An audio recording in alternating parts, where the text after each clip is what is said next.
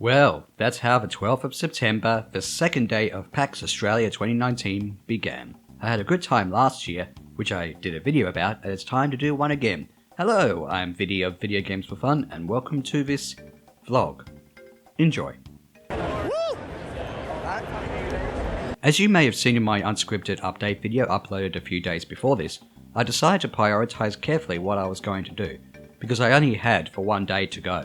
After that loud entrance, I noticed pretty soon that the queue for the Final Fantasy VII Remake, more on that later, was long, so I decided to check out Luigi's Mansion 3, where I only had to wait about 30 or 40 minutes. The 15-minute long demo was playable inside some kind of dark booth, so I couldn't possibly film the screens. Insert footage from trailers and stuff here. So given that I've only played the first Luigi's Mansion and not its 3DS sequel Dark Moon, what were my first impressions of this game that's coming out real soon?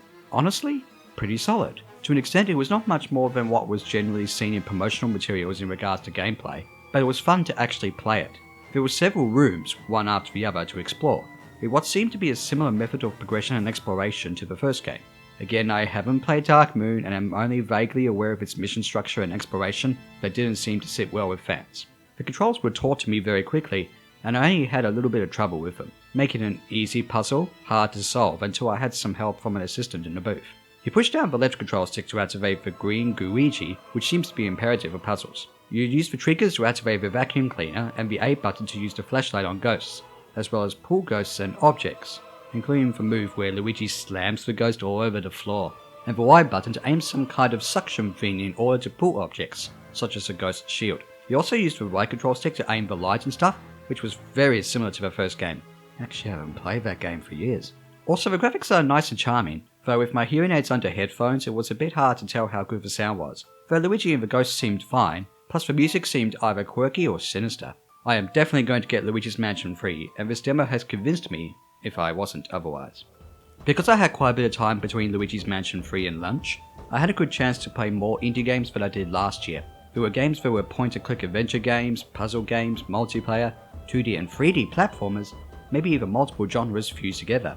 It was even good to observe them rather than just play them because there were a lot of them. It is, again, good to see the game developers' talents, and hopefully I can find time to play any one of these. Speaking of which, you remember my review of Untitled Goose Game that was made by people in Melbourne, Australia? That was actually first shown at a PAX event in the past. I definitely wasn't there. After lunch, I wandered around a bit with mostly one thought on my mind. Will there be a chance to play the Final Fantasy VII Remake? How long is the queue? Around 2 PM I figured, if it is a 2-hour wait, I'll mostly have no other chance to play it. And with that queue... Remember how I said last year that I got sore legs and feet while waiting to meet Outside Extra? And how it was worth it? The same mostly applies here. Now I could actually see much of the game being played on multiple screens and did actually film a few seconds, but out of respect for the no filming or photos rule, I'm not going to show it.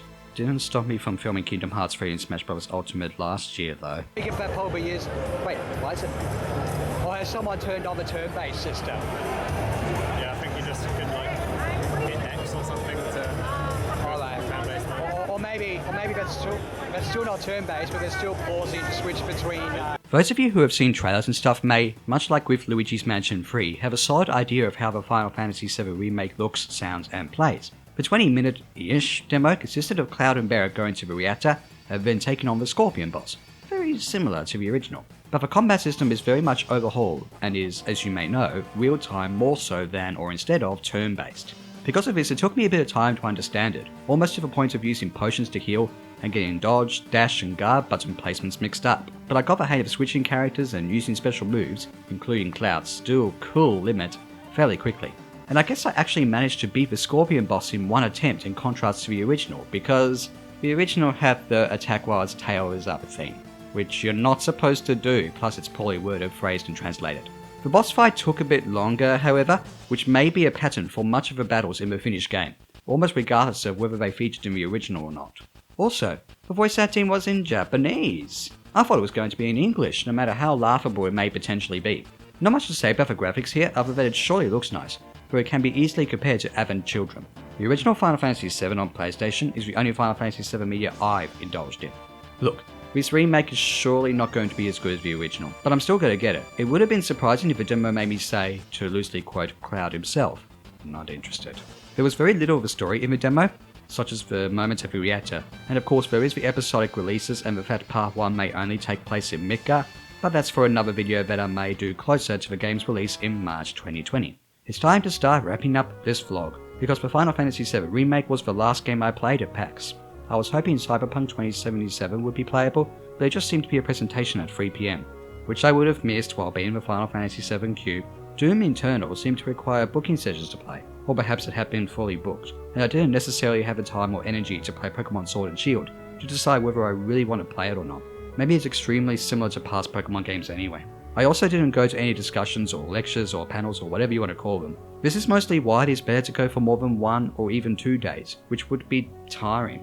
It is fair to say that I had a similar time to last year, where I played 2 big releases, looked at the indie games, wandered around, and stood in a queue for a little over 2 hours. Ouch. I also noticed that I got more anxious and lost at this event than last year, which may have been due to the fact that, as someone told me, this day at PAX was busier than last year's. If that's even possible, these events are huge. Then again, I'm not necessarily one for these big, packed, noisy events to the point of having a nice quiet time at home. But, was it worth it to play those games? Was it good to talk to people in the queues during the unbearable waits, especially when conversing about Final Fantasy VII? Did I have a good time? Yes. On that note, I want to give a few shout-outs. Again to those who I talked to in the queues who made standing in those queues worth it, and agreeing with me that there should be movable, comfy chairs. Thanks to my friend Melbourne City Gamer, good to go along with you. Also, I got to meet Taysin of Taysin's Gaming Spot face to face. It was good to meet you and talk with you, and surely I'll see you again. And finally, to those of you who organise PAX, including those who talked at the queues, like the Luigi's Mansion free one for example, about games and stuff. In regards to how PAX was organised and all that, let me know down in the comments what you thought of this year's PAX. And even if you weren't there, any thoughts you have on Luigi's Mansion 3, the Final Fantasy VII Remake, or any of the other games on the list, or anything, really. So, have a good day or night or whatever it is, and look out for Final Fantasy Mansion 3. It looks like it's going to be a good game. Wait.